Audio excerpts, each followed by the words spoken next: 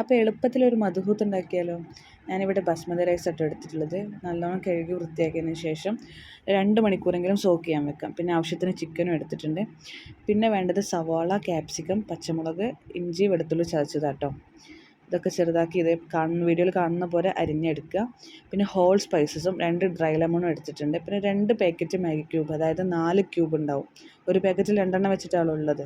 അങ്ങനെ 4 piece Maggi cube എടുത്തിട്ടുണ്ട്.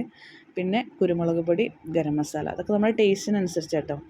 പിന്നെ 2 മീഡിയം സൈസിലുള്ള നല്ല പഴുത്ത തക്കാളിയും മല്ലിയിലയും കൂടെ നന്നായിട്ട് മിക്സിയിൽ ഒരു ഫൈനായിട്ട് അരിച്ചെടുക്കുക. നല്ല രീതിയിൽ അരച്ചെടുക്കണം കേട്ടോ. അരച്ചെടുക്കണേ.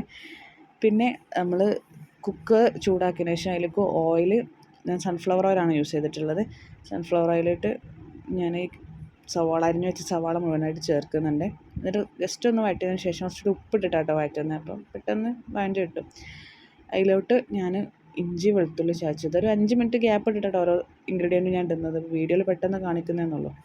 പിന്നെ 2 പച്ചമുളകും കൂടെ ചേർത്തതിന് ശേഷം ഹോൾ സ്പൈസസ് ഇതിൻ്റെ കൂടെ തന്നെ ചേർത്ത് കൊടുക്കുന്നുണ്ട് കേട്ടോ. മാഗി ക്യൂബ് പിന്നെയാണ് ചേർക്കുന്നത്.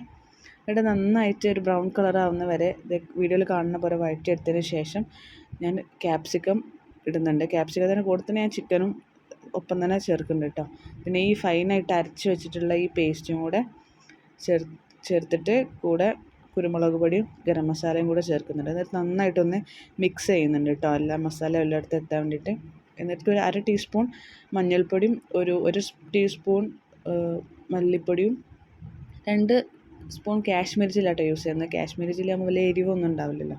ഇത് ഭയങ്കര സ്പൈസി ആയിട്ടുള്ളൊരു ഐറ്റം ഒന്നുമല്ല. അപ്പോൾ കാശ്മീരി ചില്ലി മതി. പിന്നെ അളന്ന് വെച്ചതിന് ഒരു ഗ്ലാസ് അരിക്ക് 1.5 ഗ്ലാസ് വെള്ളം എന്നാണ്. അപ്പോൾ 1 ഗ്ലാസ് വെള്ളം ചേർത്തിട്ട് ഒരു വിസിൽ വരുന്ന വരെ വേവിച്ചാൽ മതി കേട്ടോ. കറക്റ്റ് 1 വിസിൽ മതി.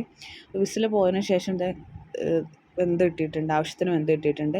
ശേഷം ബാക്കി വെള്ളം കൂടെ ചേർത്തതിന് ശേഷമാണ് നമ്മൾ അരി നന്നായിട്ട് ഡ്രെയിൻ ചെയ്തിട്ടുണ്ടോ, 2 മണിക്കൂർ സോക്ക് ചെയ്യാൻ വെച്ചിട്ട് പിന്നെ അതിൽ ഡ്രെയിൻ ചെയ്തിട്ട് എടുക്കുന്നുണ്ട് കേട്ടോ.